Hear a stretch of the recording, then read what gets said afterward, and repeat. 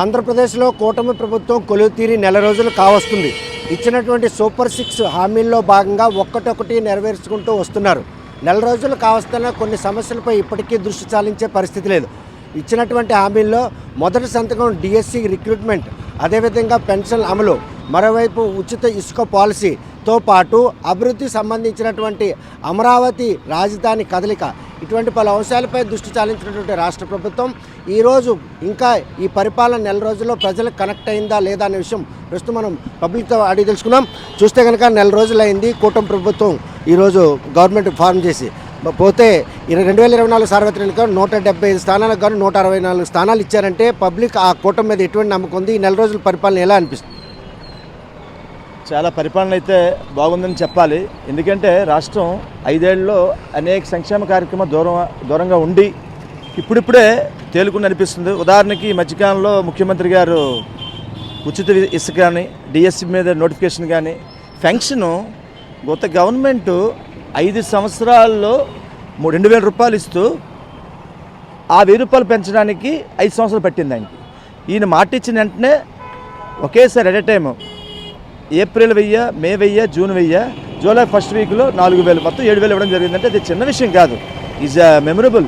అందులో పోతే సంక్షేమ పదాలకే ప్రాధాన్యత ఇచ్చినట్టు, అంటే ఇచ్చిన హామీ నెరవేయడం తప్పు, కానీ కన్స్ట్రక్షన్ మోటోలో ఆలోచించుకుంటే రహదారులు కావచ్చు, ఇసుక అమల్లో ఈరోజు సాధారణకి ఇంకా దానికి సంబంధించినటువంటి ఎలా ఇసుక తెచ్చుకోవాలన్నటువంటి కొన్ని అనిశ్చితులు కూడా ఉన్నాయిగా. దాంతోపాటు ఇసుక కూడా నిన్న ఉచితంగా అనౌన్స్ చేశారు, చాలా బాగుంది. మిగతా సంక్షేమ కార్యక్రమాలు కూడా నిన్న ఎప్పుడు నాదెండ్ల మనోహర్ గారు మేము మీడియాలో చూడడం జరుగుతుంది.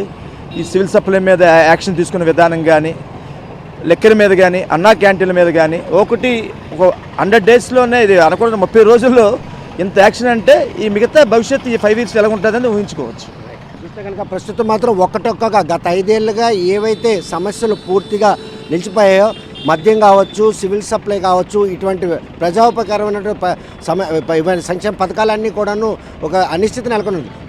ఉచిత ఇసుక పాలసీలో మాత్రం ఈరోజు సామాన్యుడికి అందేందుకు చేసుకున్న చర్యలు కూడాను చూస్తే కనుక నెల రోజులు కావస్తుంది కూటమి ప్రభుత్వం వచ్చి. ఎలా ఉంది పరిపాలన? 5 ఏళ్ళు మరిపించే పరిణామాలు కనిపిస్తున్నాయి నెల రోజులు. ఇది సంతోషకరమైన విషయం అనిపిస్తుంది. గత 5 సంవత్సరాలకి ఆంధ్రలకు ఒక ఎమోషన్ ఉండేది, రాష్ట్ర రాజధాని ఏదని చెప్పుకోలేని పరిస్థితి ఏర్పడింది. మరి ఈయన కూటమి ప్రభుత్వం అధికారంలో ఏర్పాటు చేయగానే మా మొదటి ప్రయారిటీ రాజధాని, తర్వాత ప్రయారిటీ పోలవరం అని కరాఖండ్కి చెప్పడం జరిగింది. అదే పెన్షన్ పెంపు విధానం కూడా ప్రమాణ స్వీకారం చేసిన వెంటనే ఆ పెన్షన్ పెంపు ఏర్పాటు చేశారు. తర్వాత డిఎస్సి నోటిఫికేషన్ రిలీజ్ చేసి ఉద్యోగుల్లో ఆశ అవకాశం కల్పించారు. అలాగే ఉద్యోగస్తులు కూడా స్వేచ్ఛ లభించినట్టయింది. ఇంతకుముందు వాళ్ళు ఏది నిర్ణయం తీసుకోవాలన్నా కొంత అవరోధం ఉండేది. ఈ యొక్క కూటమి ప్రభుత్వం మాత్రం వాళ్ళు స్వేచ్ఛగా వాళ్ళ యొక్క నిర్ణయాలు తీసుకొని ఈ యొక్క కార్యక్రమాల ముందు తీసుకెళ్లడం జరుగుతుంది. ఒక బలమైన ప్రభుత్వం ఏర్పడ్డాక వాళ్ళ యొక్క నిర్ణయాలు కూడా బలమైన నిర్ణయాలు తీసుకొని ప్రజలకు అయితే కొంత సంతృప్తిని కలిగించారు. ముందు కూడా నెల రోజుల్లో 5 ఏళ్ళు మరిపించే పరిణామాలు కనిపిస్తున్నాయి. ఖచ్చితంగా కనిపిస్తున్నాయి. ఇది ఈ విధంగా కొనసాగిస్తారని ముందు మేము ఆశిస్తున్నాం. 5 ఏళ్ళలో రాష్ట్ర ప్రజలు కోల్పోయింది ఏంటి? ఈ నెల రోజుల్లో రాష్ట్ర ప్రజలు ఏమి అంటే ఆకాంక్షకు అనుగుణంగా పాలన సాగుతుంది? గత 5 సంవత్సరాల్లో పోయింది ఏంటంటే నమ్మకం కోల్పోయారు జనాలు. అంటే ప్రభుత్వానికి ప్రజలకు మధ్యన నమ్మకం అనేది ఒక ఏర్పడాలి, అది లేకుండా పోయింది. ఎవరు ఏదైనా గవర్నమెంట్ మీద ఒక అలిగేషన్ చేస్తే కేసుల రూపేణా లేదు పోలీసుని వాడుకొని వాళ్ళ స్టేషన్ వరకు రప్పించేవారు. కానీ ఈ ప్రభుత్వంలో ఒక 2-3 ఘటనలు జరిగాయి.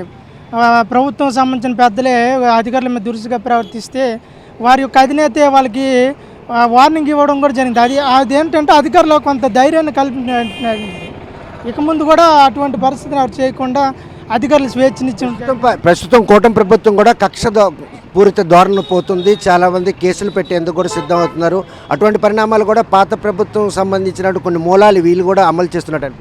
అది కొంత ఆందోళనకరమైన విషయమే. మేము కూడా ఫస్ట్లో ఇదేంటి వాళ్ళు ఇచ్చిన రూట్లో వెళ్తున్నా అనిపించింది. కానీ అది లీగల్గా చూసుకుంటే కోర్టు పరిధి కాబట్టి వాళ్ళని. ఇంకోటి ఏంటంటే ఇసుక పాలసీని కూడా ఇన్ టైంలోనే మేము రమారం ఒక లోడ్ ఇసుక వేయాలంటే 4,000 నుంచి 5,000 రూపాయల వరకు ఇచ్చించాల్సి వచ్చేది. ఈరోజు అదే లోడ్ ఇసుకని 1,500 రూపీస్ వరకు ఇస్తే రైతు తన సొంత వాహనం మీద ఇంటికి తీసుకెళ్ళగలుగుతున్నారు.